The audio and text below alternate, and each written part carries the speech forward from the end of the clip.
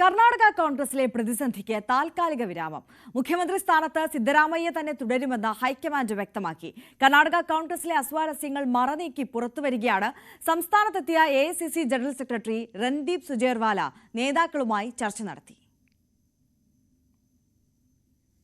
ER Ragesh കൂടുതൽ വിവരങ്ങളുമായി നമുക്കൊപ്പം ചേരുകയാണ്. Ragesh, good morning. നമുക്കറിയാം, ഈ സിദ്ധരാമയ്യ മുൻ ധാരണ പ്രകാരം സ്ഥാനം ഒഴിയണമെന്നുള്ള ആവശ്യം ശിവകുമാർ പക്ഷം വളരെ ശക്തമാക്കി മുന്നോട്ട് വന്നിരുന്നു. അതിനിടയിൽ പലതരത്തിലുള്ള പ്രശ്നങ്ങളും പ്രതിസന്ധികളും ഒക്കെ പാർട്ടി നേരിട്ടിരുന്ന ഒരു സമയം കൂടിയാണ് കർണാടകയിൽ. ഈ പ്രശ്നങ്ങളൊക്കെ പരിഹരിച്ചുകൊണ്ട് ഒരു സമവായത്തിലേക്ക് എത്തിയതും സിദ്ധരാമയ്യ തന്നെ തുടരട്ടെ എന്ന തീരുമാനത്തിലേക്ക് ഹൈക്കമാൻഡ് എത്തിയതും ഏത് ഘട്ടത്തിലാണ്, എങ്ങനെയാണ് അവിടെ ഈ സമവായ ചർച്ചകളൊക്കെ നടന്നത്? ആര്യ, 2023 സമീപകാലത്തെ ഏറ്റവും വലിയ ഭൂരിപക്ഷത്തിലാണ് കർണാടകത്തിൽ കോൺഗ്രസ് അധികാരത്തിൽ വന്നത്. 135 സീറ്റാണ് കോൺഗ്രസ് നേടിയിരുന്നത്. പക്ഷേ അതിനുശേഷം അത്ര സുഖകരമായിരുന്നില്ല കർണാടകയിലെ കോൺഗ്രസിലെ കാര്യം. പ്രത്യേകിച്ച് മുഖ്യമന്ത്രി സ്ഥാനത്തിന് വേണ്ടി DK ശിവകുമാർ അവകാശവാദം ഉന്നയിച്ചു. അങ്ങനെ ചർച്ചകൾ ഏതാണ്ട് ഒരാഴ്ചയിലധികം നീണ്ട ചർച്ചകൾക്കൊടുവിലാണ് ഉപമുഖ്യമന്ത്രി സ്ഥാനം ഏറ്റെടുക്കാൻ DK ശിവകുമാർ തയ്യാറായതും.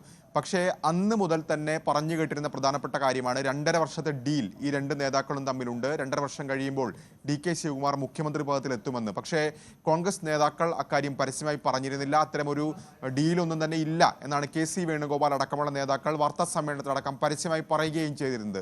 പക്ഷേ DK ശിവകുമാർ അനുകൂലികളായ പല നേതാക്കളും MLA-മാരും ഇക്കാര്യം നേരത്തെ തന്നെ പരസ്യമായി പറഞ്ഞിട്ടുണ്ട്. അതായത് 2025 അവസാനത്തോടുകൂടി DK ശിവകുമാർ കർണാടകയുടെ മുഖ്യമന്ത്രിയാകും എന്ന് പറഞ്ഞിട്ടുണ്ട്. ഇപ്പോൾ വീണ്ടും അത്തരം ചർച്ചകളാണ് കർണാടക കോൺഗ്രസിൽ ശക്തമായത്. പ്രത്യേകിച്ച് സർക്കാരിനെതിരെ വലിയ തോതിലുള്ള അഴിമതി ആരോപണങ്ങളുണ്ട്. രാജീവ് ഗാന്ധി ഹൗസിംഗ് കോർപ്പറേഷനുമായി ബന്ധപ്പെട്ടുകൊണ്ട് ആരോപണം ഉന്നയിച്ച് രംഗത്ത് വന്നത് കോൺഗ്രസ് MLA ആയ BR പാട്ടീലാണ്. ഇതുകൂടാതെ മുഡ ഹൗസിംഗ് ബോർഡ്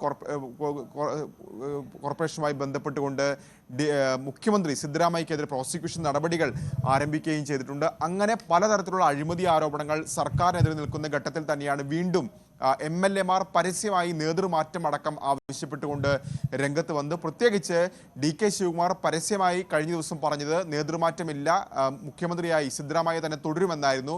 പക്ഷേ ഇത്തരത്തിൽ നേതൃമാറ്റം ആവശ്യപ്പെട്ടുകൊണ്ട് രംഗത്ത് വന്നതെല്ലാം തന്നെ DK ശിവകുമാറിനെ അനുകൂലിക്കുന്ന MLA-മാരാണെന്നാണ് ഏറ്റവും ശ്രദ്ധേയമായ കാര്യം. ഏതായാലും മല്ലികാർജ്ജുൻ ഖർഗെ തന്നെ ഈ ഘട്ടത്തിൽ നേതൃമാറ്റം അത് ഹൈക്കമാൻഡ് തീരുമാനിക്കുമെന്ന പരാമർശം നടത്തിയിരുന്നു. അതിന് പിന്നാലെയാണ് ഇപ്പോൾ രൺദീപ് സുർജേവാല ബംഗളൂരുവിൽ എത്തുകയും MLA-മാരുമായി ചർച്ച നടത്തുകയും ചെയ്ത്. ഇതിനുശേഷം നടത്തിയ വാർത്താ സമ്മേളനത്തിലാണ് ഏതായാലും നേതൃമാറ്റമില്ല, മുഖ്യമന്ത്രിയായി സിദ്ധരാമയ്യ തന്നെ തുടരുമെന്ന് അദ്ദേഹം വ്യക്തമാക്കിയത്. DK ശിവകുമാറിനൊപ്പം കഴിഞ്ഞ ദിവസമാണ്, ഇന്നലെ വൈകിട്ടാണ് ഈ വാർത്താ സമ്മേളനം നടത്തിക്കൊണ്ട് ഇക്കാര്യം ഔദ്യോഗികമായി പ്രഖ്യാപിക്കുകയും ചെയ്തിരിക്കുന്നത്. പക്ഷേ ഇതൊരു താൽക്കാലിക സമവായം എന്ന് മാത്രമേ നമുക്ക് കാണാൻ കഴിയൂ. ഒരുപക്ഷെ ഇനിയും സർക്കാരിൻ്റെ കാലാവധി അവസാനിക്കാൻ 2028 മെയ് മാസം വരെ സമയമുണ്ട്. അപ്പോൾ അതിനു മുൻപ് എപ്പോൾ വേണമെങ്കിലും ഈ പ്രതിസന്ധി വീണ്ടും ഉയർന്നു വന്നേക്കാം. കാരണം DK ശിവകുമാർ മുഖ്യമന്ത്രി സ്ഥാനത്തിനായി അവകാശവാദം ഉന്നയിക്കുമെന്ന കാര്യത്തിൽ സംശയമില്ല. പക്ഷേ തൽക്കാലം ഈ പ്രശ്നത്തിനൊരു പരിഹാരമുണ്ടാക്കാൻ ഹൈക്കമാൻഡിന് ഈ ഘട്ടത്തിൽ കഴിഞ്ഞിട്ടുണ്ട്.